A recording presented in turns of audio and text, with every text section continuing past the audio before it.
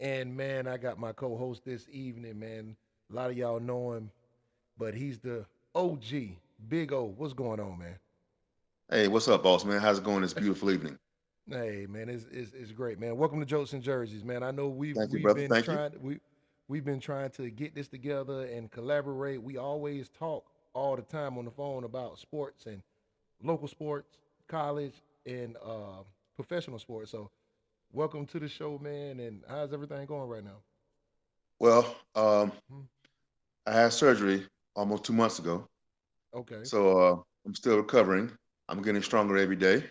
By the grace of God, all the prayers and all the encouraging words, all the well wishes have really pulled me through. Because, Hey, like you man. said, Chad, we have tried Uh, to collaborate on this project for a while, but of course, my health was blocking that progress. But tonight is just a confirmation that I am getting better, so I can do this oh yeah, podcast tonight. So you know that I just talking about that. I came to see you, and we had a nice, conversation with each other, man. And what was the one thing that we reverted it to? Soon as we probably talked about the hey and how you doing, how you feeling, and went straight into sports. So you already know how we do it when we get together, man. But number one thing is I'm glad to see you up and running, glad to see you healthy. And here at Jokes and Jerseys, we move by quarters, so we're gonna roll into the first quarter here at Jokes and Jerseys. So, um, that would be what you think about these coaches getting fired left and right, man. In the middle of the season, before the season, it's crazy, man. So, what I would like to get your opinion on that. And we had a couple of notable jobs that coaches got fired. You got Franklin at Penn State. You got Brian Kelly at LSU. You got Mr. Mullet at Oklahoma State. Um, Florida, Napier down in Florida. And I know you really kind of like that because they play you guys this week. But just right, kind of give me your opinion on how you feel about that. And did the schools pull the trigger too fast, or were they right on time? I would imagine that every situation is different, but we live in a world now where it's these boosters, these ads, these presidents, they want results now. Gone are the days of a 5-year plan. Those days are gone. These coaches are making way too much money to be mediocre. Mm. So when you have jobs like LSU, Florida, they expect to win now because those schools, and those are two examples, Chad, of having all Mm-hmm. the resources, Mm-hmm. the recruiting base, geography. Mm-hmm. Florida and Louisiana are football hotbeds. And when you have schools like that, have all these resources and have all these budgets, it's win now. As I you feel know, that. we Uh live huh. in a world that's what have you done for me lately? And Facts. and these schools want results, man. Well, I feel like they pulled the trigger too quickly on Franklin, and he really was the savior. Like, I can't say savior. He was there. He was the one that stepped up to the plate after the Sandusky, incident they had at Penn State. So, but he came in like he puts me in the mind of somebody you would know very well, being a Georgia football enthusiast. I would say because I know you're a diehard Dogs fan. No He doubt. puts you in the mind. He puts you in the mind of Mark Rick.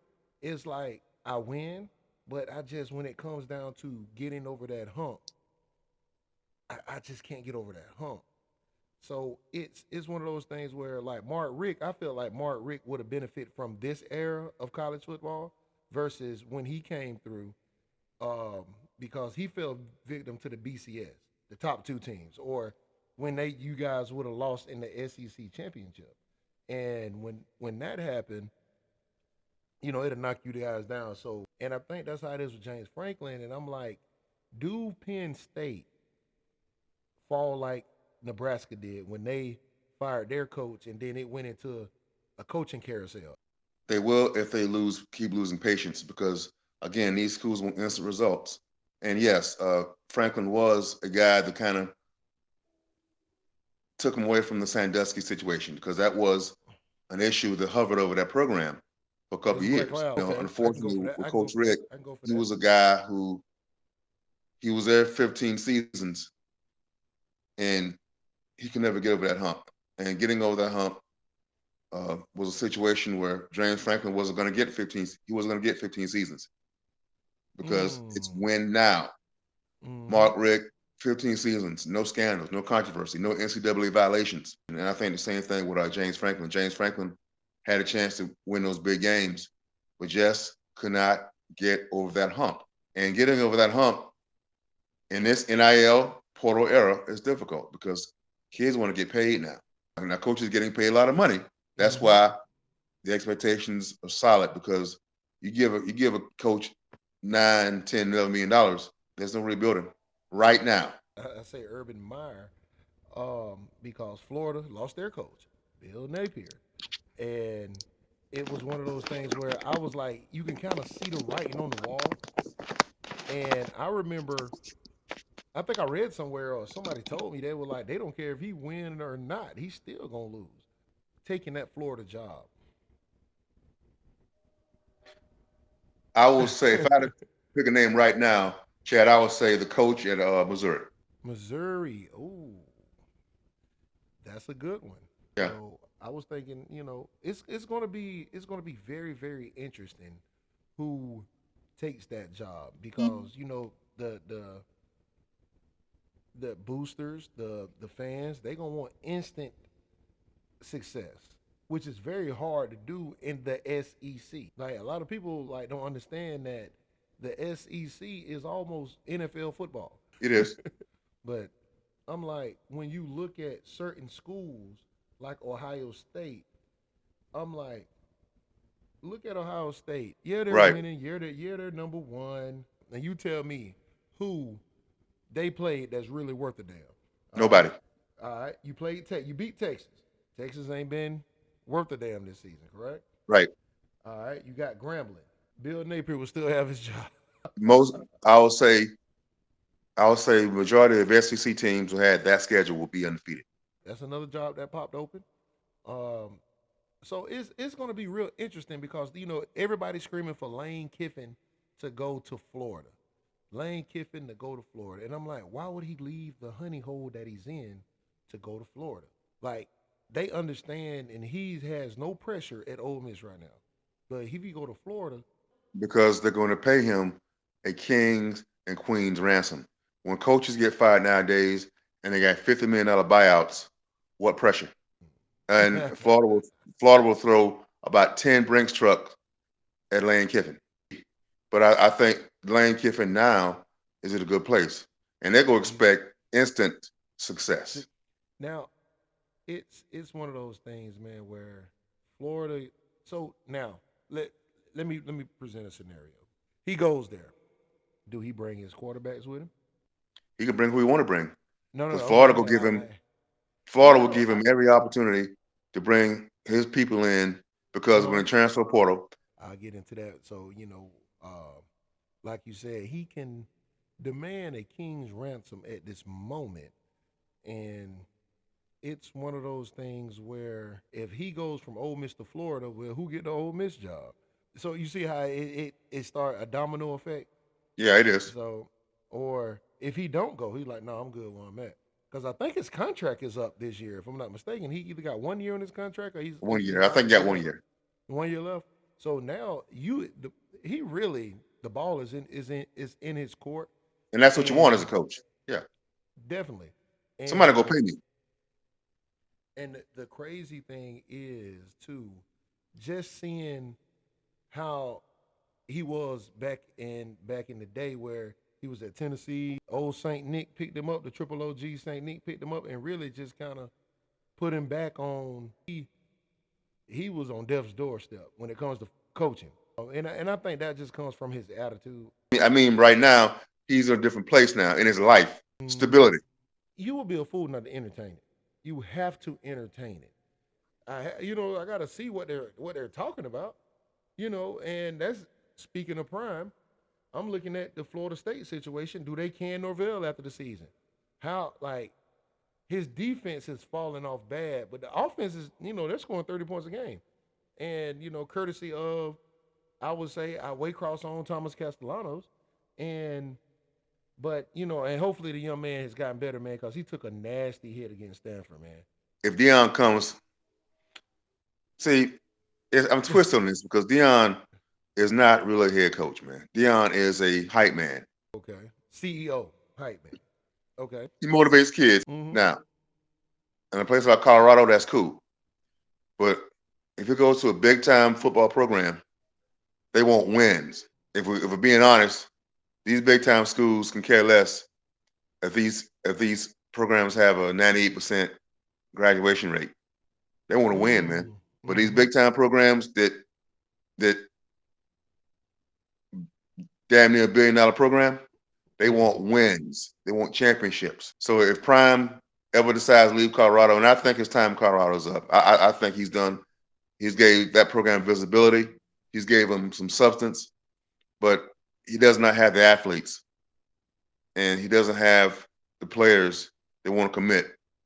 So I think if he goes to a school like Florida State, he will bring the players. He need real football coaches, not celebrity players, not Hall of Fame players. He need real down in the trenches football coaches, man. You do need coaches because even though you're a Hall of Fame player, that don't mean you're a Hall of Fame coach, or that makes you a great coach because you know it. And that's just like remember everybody used to scream, "Oh, well, Michael Jordan the coach, man, Michael Jordan the coach." No, Michael Jordan is not a good coach because he's gonna hold him to the same standard that he held himself to. So, you know, it's one of those things where I think he got to get that quarterback situation under control because the Salter kid is not it. The Salter kid is not it. Juju's too fresh. He's young. And I think the third string quarterback has really showed us like, look, I can play this, man. I can do this. But he's Cause not consistent. that's it. What you think about Juju? Juju came in with a lot of hype. Of course, he's from Georgia, so we know about Mm-hmm. him. Yeah, But he's a kid that should have redshirted. This different speed, man. yeah. Different speed, different sizes. But when you have a kid like that with all that hype, you're gonna have expectations. Some kids just not ready. That's why it's the next level, man. Mm-hmm. Mm-hmm. Redshirted. No, don't be afraid of redshirted.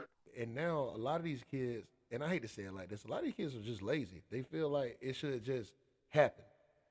And it's like, no, you got to get out there and beat the block. So, to piggyback off what you just said, like the development of that quarterback, I think if he get a good quarterback to come in, Colorado would be so much better. I ain't saying they just gonna go over the top, but they'll be so much better with with with that. Dion has to go get a guy that's established, a guy who's Yeah. riding on somebody's bench who has the potential. You, you know, you look at genre, just not just athletics, entertainment. Mm-hmm. These corporations, these athletic directors, they want ready-made projects. Well, Big O, just think about it like this though. Why is your team the picking me number one? And when I say that, Baker Mayfield left had brief stints in L.A., Carolina. Now he's in Tampa and he's balling out of control. But they don't want him to one come in and start winning in Cleveland, and two, they cut him and he start balling. Because I always ask, I was like, if y'all don't want him, why don't you just let him go? Y'all holding him hostage. So what do you think about that, man? About Shador Sanders being held hostage in Cleveland? Well, number one, his name is Stefanski. Man, do you want to win or not? Hmm. He had no business going to Cleveland, man, at all. Cleveland, I feel like Cleveland is where quarterbacks go to die. So in '99, they've had about 40 some starting quarterbacks. It's going to have to take players in the locker room to stand up. We know Cleveland ain't going nowhere. They're not going to the playoffs. Uh huh. Leaders in that locker room has got to say, "Hey, look, Stefanski, look, give this kid a shot." I think it's a situation where you have a power play.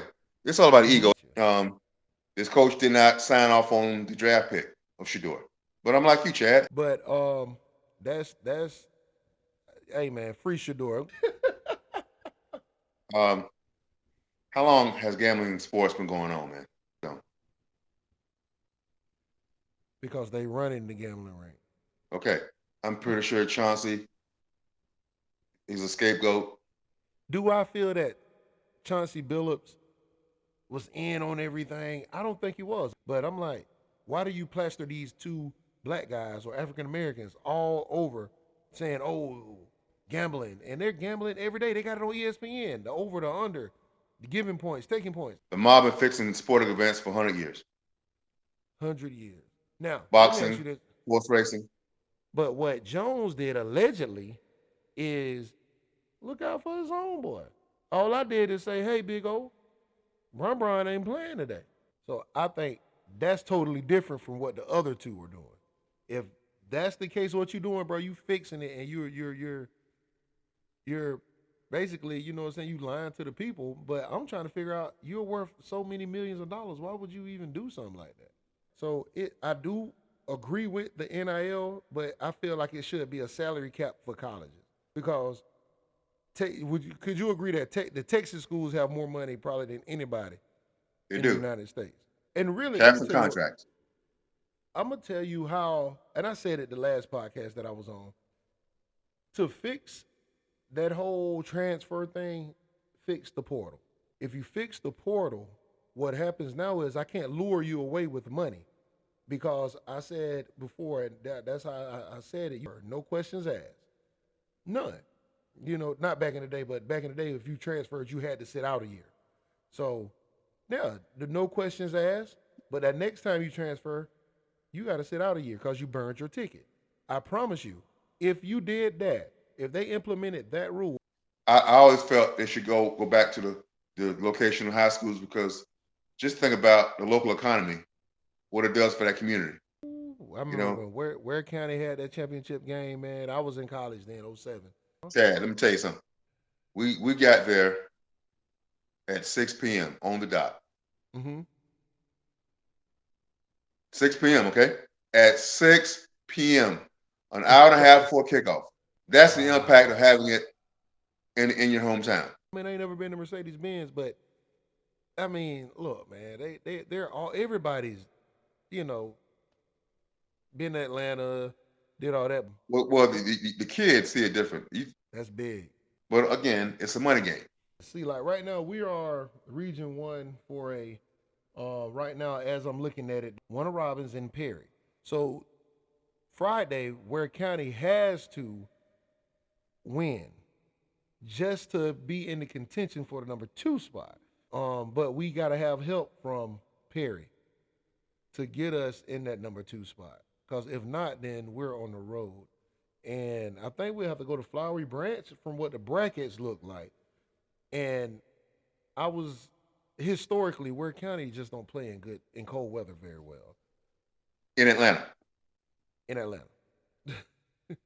North Georgia, period. I just think it's Yes, cold weather. you need help from Perry, man, just to avoid going on the road. Just avoid First going round. on the road. Because if you have to hit the road the first round, that is a gauntlet. A big gauntlet. We got a lot of good games this weekend in college football. All right, folks, y'all heard it. He gave his predictions for this weekend, man. I'm the head ball coach, Champ Cone.